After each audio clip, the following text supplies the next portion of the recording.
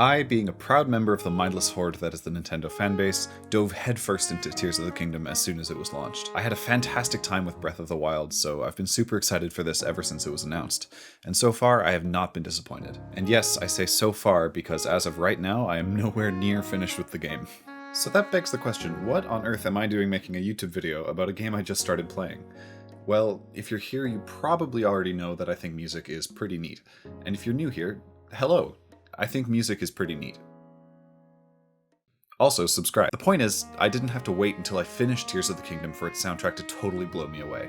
In fact, I was awestruck within minutes as soon as I heard the track that accompanies the game's opening area, the Great Sky Island. And so, I'm going to talk about it now. The first thing to consider when you're writing a track of video game music is the setting it plays in.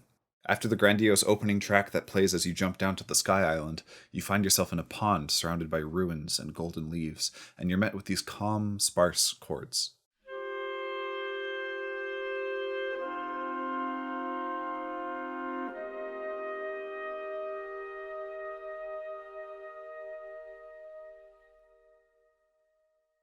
Something about how this music is presented seems to add an ethereal, ancient quality to the setting.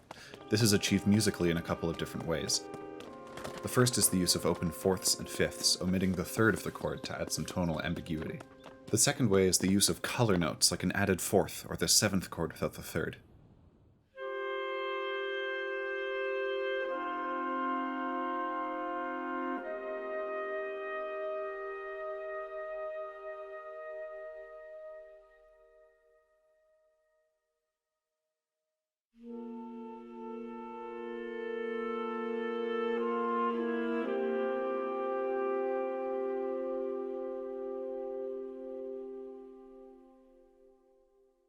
In this third bar, the music begins to lean towards a potential C major resolution with this sudden E natural, a note that really stands out, only to throw us for a loop with these floating parallel fourths over a pedal F. I love how this held F works especially, because it hangs onto the most unstable note of the previous chord, the suspended fourth, and refuses to resolve, instead really leaning into its instability.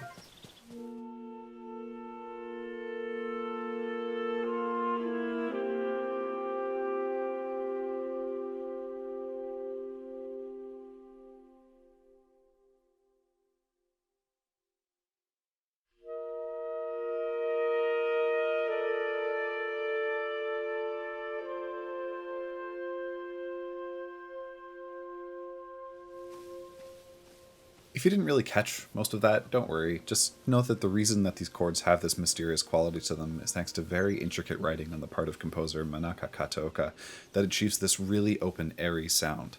And if it was done much differently, it wouldn't be nearly as effective. Something that adds to this kind of ancient feeling is the use of the Dorian mode. And if after I said that your immediate reaction was, what's a mode? Don't worry, me too. I'd like to understand Dorian as a minor scale with a raised 6th degree. So if you played a C scale with 2 flats in the key signature, you would get C Dorian. There's a lot of history that goes into modal music like this and how it functions, but what's important here is that it helps to augment the already mysterious and ancient sounding vibe. I always get a hopeful or peaceful feeling when I hear the Dorian mode, especially when it plays with this parallel major key like it does in this track. I quickly want to talk about the instrumentation as well. As you might already know, the Tears of the Kingdom soundtrack has become a little bit famous from its use of saxophone in the music, like in this section of the final pre-launch trailer.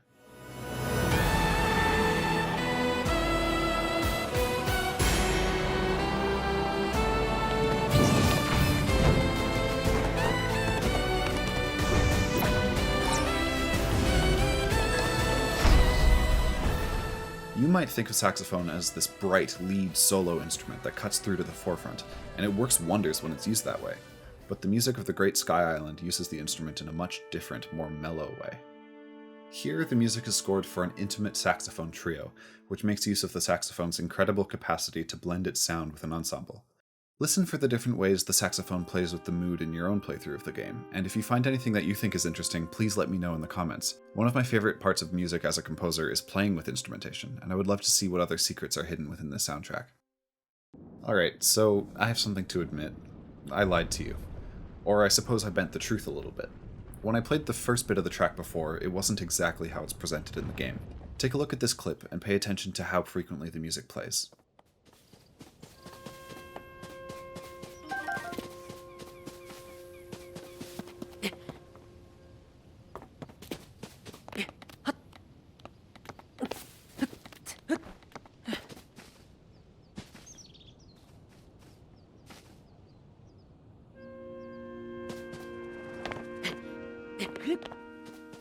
I'm not sure if there's a set interval of silence between fragments of soundtrack being played here, or if the pauses are random, but the sparse, hesitant way that this track is played in-game is just magic.